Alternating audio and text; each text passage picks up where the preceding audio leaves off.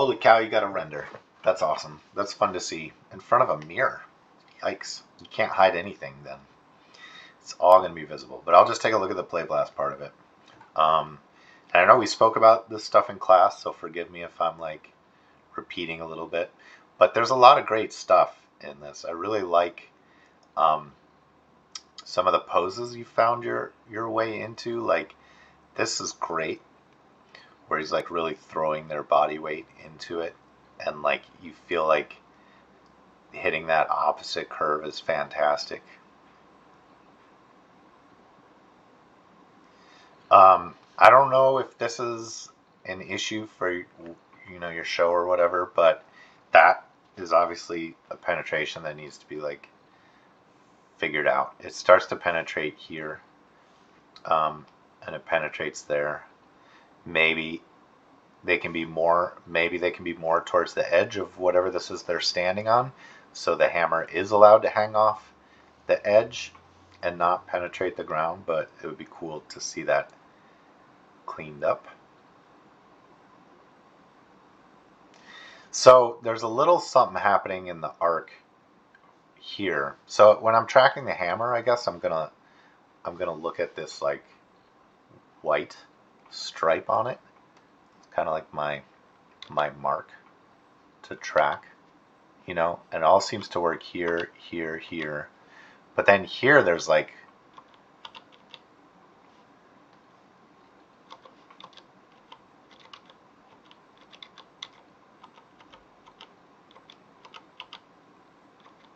there's just a little hiccup and bump, but that's when you make contacts. Maybe it's not so bad, but maybe it needs to be brought up a little bit this way.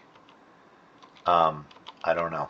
If you have control, if you set up like the constraints properly, see if you can't like rotate this wrist to make this whole thing straighter. You know what I mean? Like there seems to be some breaking in the wrists, and I don't know if that's something that the rig is just deforming poorly, but it's catching my eye, like what's happening with that upper wrist and stuff. It's like, it's not what you would want. So you have to try to like accommodate that in your posing if you can, and maybe you have to rotate the top of the hand, and like slip it a little bit on the hammer to like kind of straighten that out and accommodate for whatever kind of deformation the rig is doing.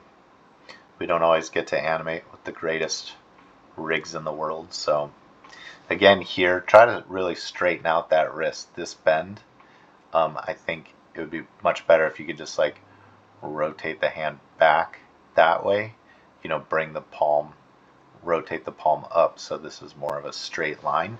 These are like little polishing notes.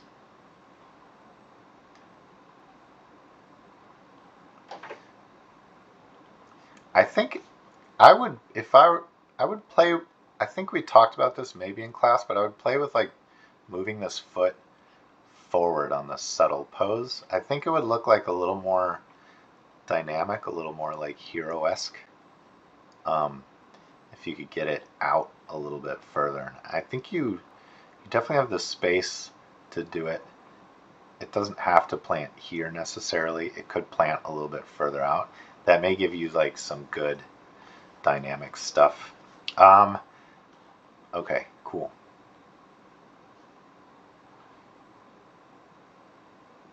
And I'll check out the hammer spacing because I know that was a thing we were talking about.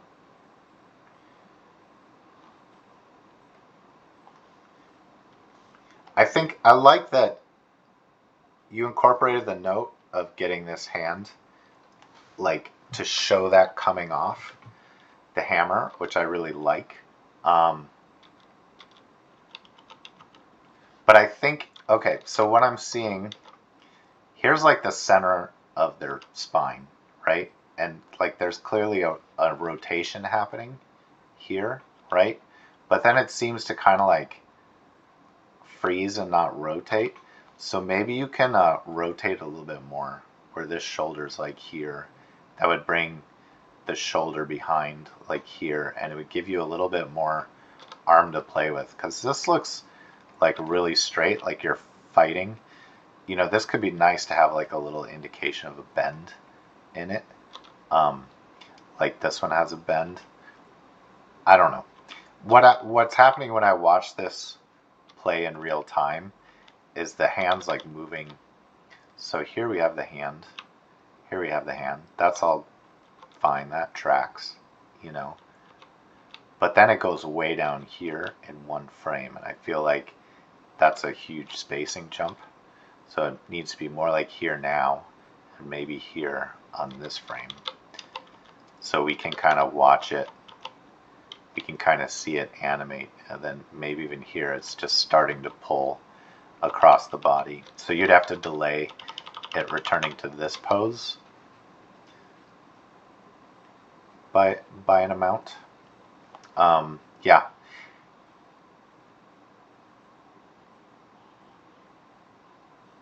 Okay, cool. So watching, I know that you put some work into this end body stuff, which is great. I do have a suggestion. When I watch the center of gravity here, like his pelvis and all that, it's moving screen right, which is fantastic. And here it seems to kind of stop at the same time. So the return to the right and the up movement is kind of happening at the same time. And that's going to give you an arc that looks like maybe here we go to this point and then we go up, right? And these kind of arcs do happen naturally at times, but they tend to feel in animation a little inorganic. So what I would do is keep the up motion that you have here on the center of gravity happening when it happens, but I would keep the extreme of the left and right still going that way a little bit. So maybe here, you know, here, if this is where your pelvis is, keep pushing that over, because you have the leg space to do it. Like when I say leg space, the length of the leg. And here it can still be kind of easing to a stop, that left and right motion, right? And so that's going to create an arc that looks more like this. It's going to swoop. You're going to get a nice, because if you see this starts to go up here, but it only starts to go to the right there. And so instead of giving you like a there and back kind of arc, it's going to give you like a little bit more organic, swoopy style of arc if you offset when those two translations are happening. Hopefully that makes sense. All right, so let me take a look at the hammer spacing and stuff, because I know that was something we talked about. So I'm going to track stuff like maybe this and this as being our markers. Feels like one of these frames maybe we can design a little bit of better arc. I'm just seeing that when it plays in my eyes. I saw you took a frame out, which is cool. So let me turn on ghosting just so I can see exactly what we're looking at here. I'm going to connect them. Maybe it'll be easier for me to see.